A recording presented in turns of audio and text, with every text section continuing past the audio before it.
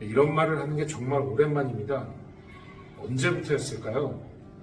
저는 고객들에게 부담을 주지 않겠다는 마음으로 언제부터인가 먼저 제안을 하지 않았습니다. 상담을 받겠다고 하시는 분들에게만 찾아가서 도움을 드리려고 했습니다. 도움이 필요하지 않은 사람에게 내가 먼저 도와주겠다고 하는 행위 자체가 부담을 주는 것이라고 생각했기 때문입니다. 그런데 최근에 상담을 진행할 때 송도 여신 제이와이 누나가 이렇게 말을 하더라고요. 너는 계약보다 관리가 더 중요하다고 얘기하고 좋은 상품이 나왔을 때 왜 아무런 얘기를 안 해주니? 그렇게 아무런 얘기를 하지 않으니까 관리를 받고 있지 못하다는 생각이 들어. 라고 얘기한 이 한마디가 저를 많이 반성하게 했습니다. 그래서 바뀌어야겠다고 생각했습니다. 또 최근 그런 가치관을 무너뜨릴 만큼 획기적인 상품이 나왔습니다. 보통 이런 상품들은 아무런 예고 없이 조건이 까다롭게 변경되거나 없어질 확률이 높습니다. 영상을 시청하기 전에 준비물이 있습니다. 본인의 안보험 증권을 챙겨오시면 되겠습니다. 그럼 지금 시작합니다.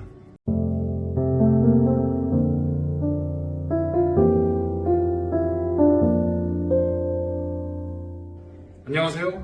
월간 이원욱 5월호 시작합니다. 상품 설명서 먼저 살펴보겠습니다. 정확한 명칭은 회사마다 다릅니다.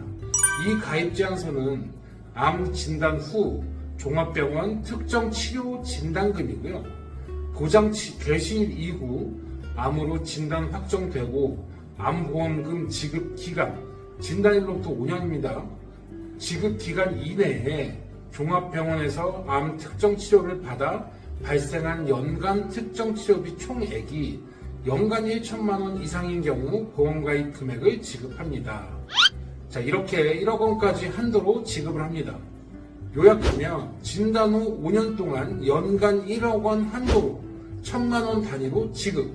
자, 다시 진단 후 5년 동안 연간 1억 원 한도로 1천만 원 단위로 지급.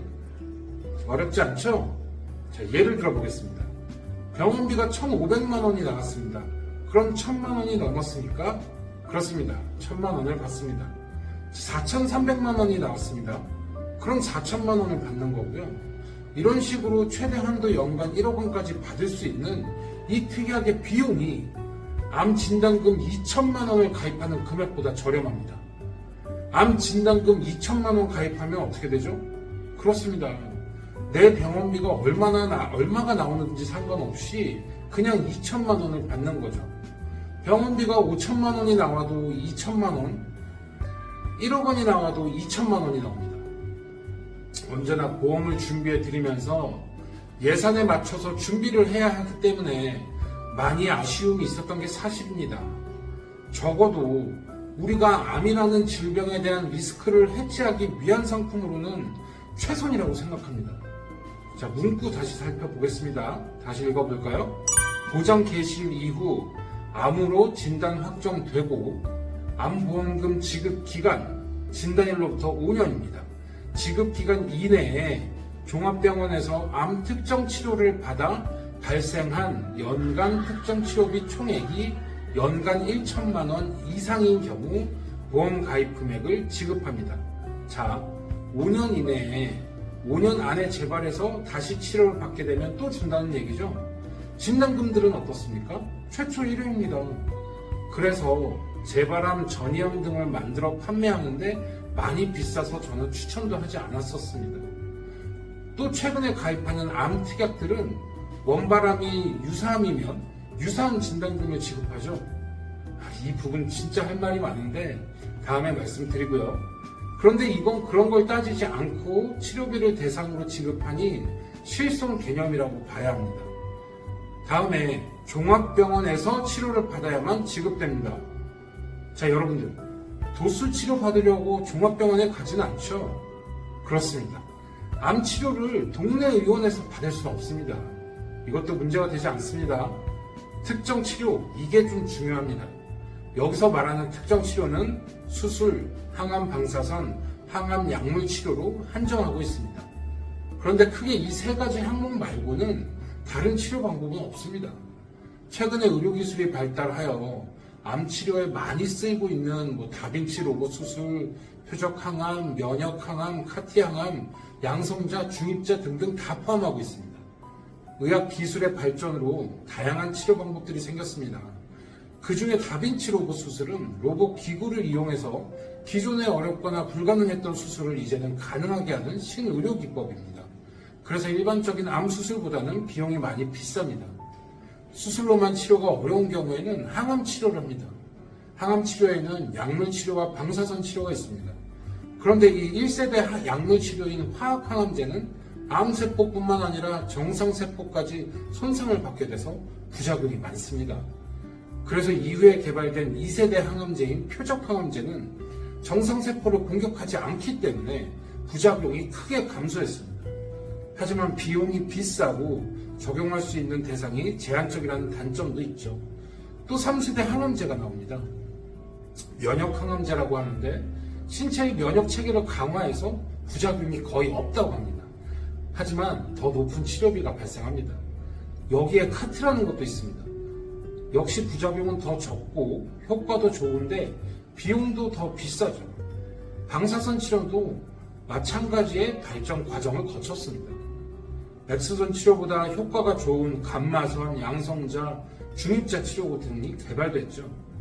마찬가지로 효과가 높고 부작용은 적고 치료 기간은 짧아졌는데 비용도 훨씬 비쌉니다. 여러분, 우리가 이렇게 의학기술이 발달하고 있는데 우리가 돈이 없어서 좋은 치료를 받지 못하는 일은 없어야 하지 않겠습니까? 저는 그 고통을 누구보다 잘 경험했었는데요. 아시는 분들은 아시겠지만 장모님께서 작년 연말까지 항암 치료를 하셨습니다.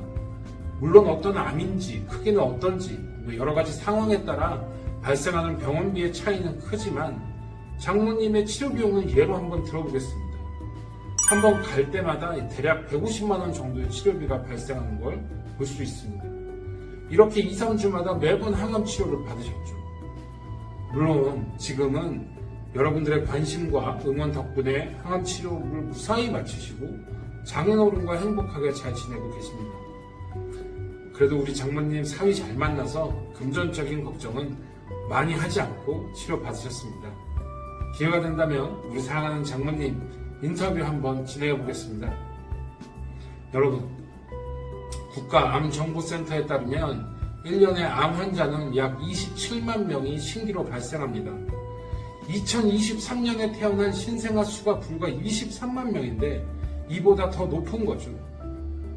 저는 어떻게 해야 할까요? 주변 사람들을 챙겨야겠다고 생각했습니다. 기존 고객분들은 건강 상황이 허락되는 분들이라면 모두에게 말은 해야겠다고 판단했습니다. 물론 판단과 결정은 고객님들이 합니다. 저는 안내만 하고 의사만 여쭙습니다. 이 영상 보시고 꼭 말씀 부탁드리고요. 월간 이원욱 5월호 마치겠습니다. 감사합니다.